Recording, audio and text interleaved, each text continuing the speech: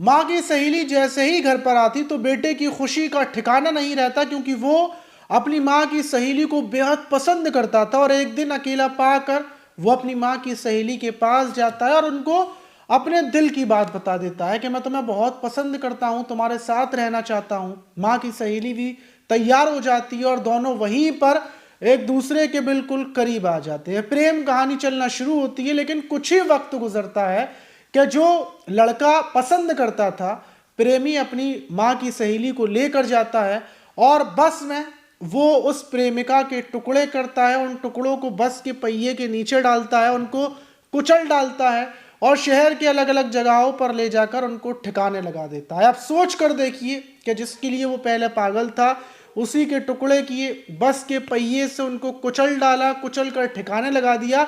लेकिन उसके बावजूद सिर्फ एक गलती की वजह से वो पकड़ा गया, पुलिस ने उसको पकड़ लिया। फिर जब पूछा गया कि आखिर जब तुम उसको इतना पसंद करते थे तो फिर ऐसा क्या हुआ कि प्यार होने के बाद, सब कुछ होने के बाद तुमने अपनी प्रेमिका का ये आश्रय कर डाला। और जो कहानी उसने बताई और जिस प्लानिंग से उसने टुकड़े किए और किस गलती की वजह से वो पकड़ा गया, जब आप पूरी कहानी सुनेंगे तो आप भी चौंक जाएंगे। तो चलते हैं और जो आज की घटना है उसको शुरुआत से जानते हैं आखिर तक। तो दोस्तों, मेरा नाम माज है, उम्मीद है कि आप सब अच्छे होंगे, सुरक्षित होंगे। और जो आज की घटना है वो उत्तर प्रदेश के ग्रेटर नोएडा की और वहीं का एक सेक्टर 108 है। और वहाँ का नाला है बरसाती नाला, जो हमेशा फुल रहता है। और उस नाले में 6 नवंबर की सुबह सुबह लोगों की नज़र पड़ती है कि उसमें एक महिला का बीच का शरीर का टुकड़ा पड़ा हुआ है, लेकिन उसका सर नहीं है, सर कटी लाश पड़ी हुई है। फौरन पुलिस को फ़ोन किया जाता है। पुलिस को जैसे ही सूचना मिलती है, पुलिस मौके पर पहुंचती है और जो बॉडी का एक हिस्सा था, जब उसको निकाला जाता है तो उसमें उससे जुड़ा हुआ सिर्फ ये गर्दन कटी हुई थी, उस शरीर के दोनों हाथ नहीं थे और एक पैर था और बीच का हिस्सा था। जब निकालते हैं तो देखकर लगता है कि कोई शादीशुदा महिला है, क्योंकि जो पैर था, पैर की उंगलियों में बिछियाँ थीं और उससे पता चलता है कि महिला की हत्या की गई है। पुलिस के लिए एक पहेली था, मतलब सर है नहीं है तो शिनाख्त कैसे करी जाएगी कि आखिर ये महिला कौन है, कहाँ से आई है।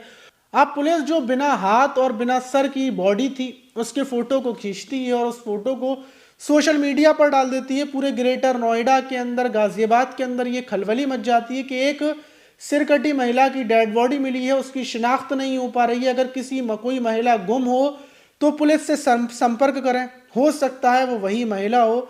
अब जब चारों तरफ खलबली हो जाती है और पुलिस ये ढूंढने में लगी हुई थी कि आखिर महिला की बॉडी को यहाँ पर कैसे फेंका गया, तो जो सेक्टर 108 है वहाँ से गुजरने वाले सारे जितनी भी गाड़ियाँ हैं, जितनी भी कारें हैं, उनके बारे में पुलिस पता करना शुरू करती है। 1100 कारों के बारे में जब पुलिस पता करती है, उनके नंबर्स की डिटेल्स निकालती है, फिर उसमें से 44 जो गाड़ियों के मालिक थे उनको बुलाया जाता है, उनसे पूछताछ की जाती है कि उस रूट से तुम गुजरे थे, किस लिए गुजरे थे, क्या काम था। लगभग 44 लोगों से पुलिस पूछताछ करती है, लेकिन उसके बावजूद पुलिस के हाथ बिल्कुल खाली थे।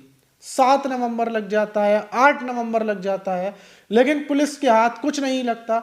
और आखिर में पुलिस देखती है कि उसमें एक बस गुजर रही है जो सफ़ेद और नीली है, और बस नॉर्मल गुजर रही है। लेकिन हैरत की बात यह है कि रात का टाइम हो रहा है, लगभग 8 बजे का टाइम है, 5 नवंबर की रात, और उस बस की जो लाइटें हैं, आगे वाली लाइटें, वो बंद हैं। पुलिस का शक जाता है कि भला बस का गुजरना तो नॉर्मल है, लेकिन लाइट क्यों बंद है। और यही शक जाने के बाद पुलिस उस बस के बारे में पता चलता है कि एक धार्मिक बस है और इससे लोग धार्मिक संस्था के मतलब लोग इधर से उधर जाते हैं। जब उन लोगों से बातचीत की जाती है तो वो लोग बताते हैं कि हमें नहीं पता, लेकिन रात के टाइम ये बस मोनू के हाथ में थी और मोनू ही इस बस को चलाता है, वही अपने घर पर खड़ी करता है। पुलिस मोनू के बारे में पता करती है तो पता चलता है कि बरोला गांव के किराए के मकान में रहता है अपनी पत्नी और अपनी माँ के साथ।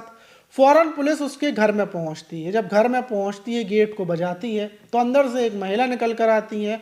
उनसे पूछा जाता है कि मोनू कहाँ पर है, तो वो महिला बताती है कि मोनू तो कल से यहाँ पर नहीं आया है, वो बस चलाने के लिए गया हुआ है। पुलिस वाले अंदर जाते हैं और अंदर जाने के बाद पूछते हैं कि मोनू, मतलब आप मोनू की कौन है, तो वो महिला बताती है कि मैं तो मोनू की माँ हूँ। और कुछ ही देर के बाद एक महिला और आती है। जब उससे पूछा जाता है तो पता चलता है कि ये मोनू की पत्नी है। और 5 बच्चे आ जाते हैं। उस टाइम पर 5 बच्चे आने के बाद जो पुलिस वाले थे वो बोलते हैं कि पाँचों बच्चों ये मोनू के हैं। तो जो महिला थी वो बोलती है नहीं, मोनू के इसमें सिर्फ 2 बच्चे हैं, ये 2 लड़कियां हैं, बाकी जो ये 3 बच्चे हैं ये पड़ोस में रहने वाली प्रीति के हैं। जब पुलिस पूछती है कि प्रीति के बच्चे हैं और तुम्हारे यहाँ पर क्यों हैं, मतलब पुलिस सवाल जवाब कर रही थी क्योंकि पुलिस को शक था मोनू के ऊपर। तो उसी बीच जो बच्चे थे वो बोलते हैं क्या पुलिस अंकल हम यहाँ पर इसलिए हैं क्योंकि जो हमारी माँ प्रीति हैं वो कई दिनों से गायब हो गई हैं और उनका कुछ भी नहीं पता, इसलिए हम यहाँ पर हैं। अब जब पुलिस सुनती है कि मतलब इनकी माँ प्रीति गायब है तो उसी टाइम पर पुलिस वाले जो फोटो मतलब डेड बॉडी मिली थी उस फोटो को निकालते हैं और पैरों को जूम कर कर जो पैरों में बिछियाँ थी उसका फोटो दिखाकर बच्चों से ये पूछते हैं कि ये तुम्हारी माँ है कि ज़रा देखना। बच्चे फौरन पैर देखते हैं और बोलते हैं हाँ ये तो हमारी माँ प्रीति के पैर हैं और ये उन्हीं के पैरों की बिछियाँ हैं। और पुलिस फौरन समझ जाती है कि जो कुछ किया है वो मोनू ने किया है। पुलिस मोनू के घर के चारों तरफ फील्डिंग सेट कर देती है कि मोनू ज़रूर अपने घर पर आएगा। और कुछ घंटों के बाद जैसे ही मोनू बस लेकर आता है फौरन पुलिस वाले उसके ऊपर झपट्टा मारकर उसको पकड़ लेते हैं। मोनू को पकड़ लिया जाता है। अब उससे सख्ती से पूछताछ की जाती है कि तुमने अपने ही घर से थोड़ी दूर पर रहने वाली प्रीति की हत्या क्यों की, कैसे की और तुमने टुकड़ों कैस कहाँ पर किए। जब ये ढेर सारे सवाल जवाब किए जाते हैं तो मोनू टूट जाता है और मोनू से ये भी पूछा जाता है कि जो सर है वो कहाँ पर है, हाथ कहाँ पर है, सब ये पूरी पूछताछ की जाती है। तो मोनू सबसे पहले जो बाकी के टुकड़े हैं उनके बारे में बताता है कि जो सर और हाथ हैं वो गाजियाबाद के सिद्धार्थ बिहार का जो वहाँ पर नाला है उसमें सर और हाथों को उसने फेंक दिया है।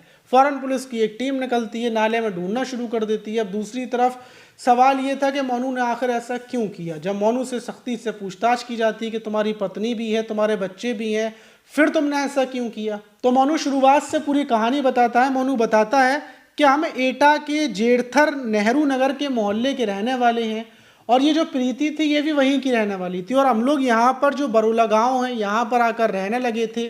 काफ़ी टाइम से किराए के मकान में रह रहे थे और जो मेरी माँ है वो एक जीन्स की फैक्ट्री में काम करती थी और वहीं पर ये प्रीति भी काम करती थी।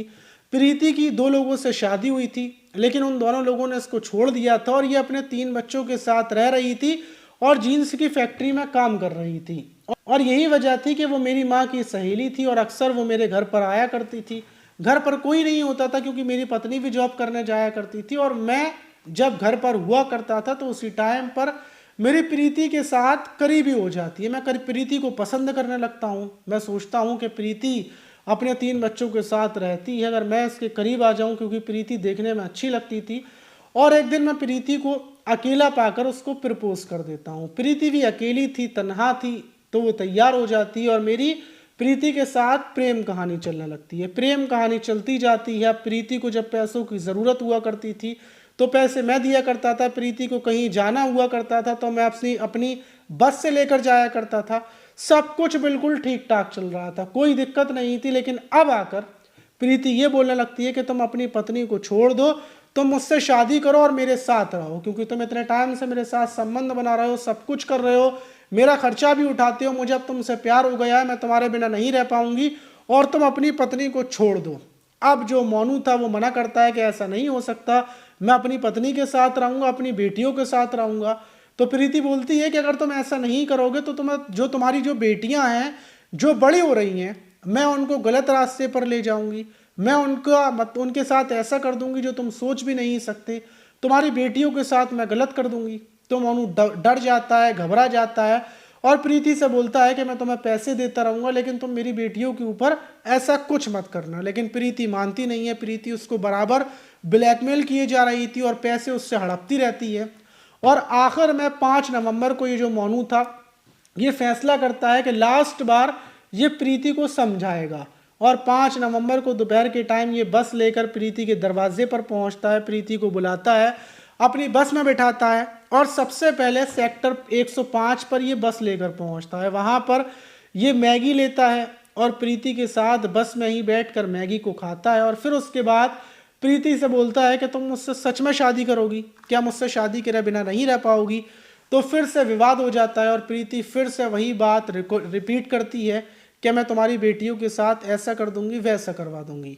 और ये जो मोनू था ये पहले से तैयारी कर आया था, एक गड़ासा लाया था और उसी गड़ासे से प्रीति की गर्दन पर वार करता है, उसकी हत्या कर देता है। बस के अंदर हत्या करने के बाद बॉडी वहीं पर पड़ी हुई थी और फिर ये बस में बैठकर ही एक अकेली जगह पर ले जाकर, मतलब 100 सेक्टर 105 में ही वहीं पर गड़ासे से प्रीति के हाथ पैरों को काटता है। लेकिन जब नहीं कटते तो प्रीति की बॉडी को पहिए के नीचे रख देता है और बस को उसके ऊपर चढ़ा देता है, फिर बस को इधर करता है और ऐसे कर कर बॉडी के टुकड़े हो जाते हैं। और फिर बॉडी के टुकड़ों को पॉलीथीन में करता है जो हाथ थे, और उन हाथों को ले जाकर गाजियाबाद के सिद्धार्थ के बिहार का जो नाला है उसमें ले जाकर वहाँ टुकड़े फेंक देता है। और जो बाकी का धड़ था उसको ले जाकर सेक्टर 108 में नाले में फेंक आता है और फिर घर पर आकर अपनी बस को 4 बार धोता है और आखिर में ये प्रीति के घर पर पहुंचता है, क्योंकि प्रीति के घर पर उसके बच्चे अकेले थे। फिर ये प्रीति किसी बच्चों से पूछता है कि तुम्हारी माँ कहाँ पर है, तो वो बताते हैं बच्चे कि माँ तो लौट कर नहीं आई। तो इसलिए बच्चों को ये अपनी बस में बैठाता है और बच्चों को अपने घर ले आता है। घर लाने के बाद अपनी माँ से बोलता है कि प्रीति कहीं गुस्से में चली गई है और उसके बच्चे ये घर पर थे, इनको यहाँ पर रख लेते हैं जब तक प्रीति नहीं आ जाती।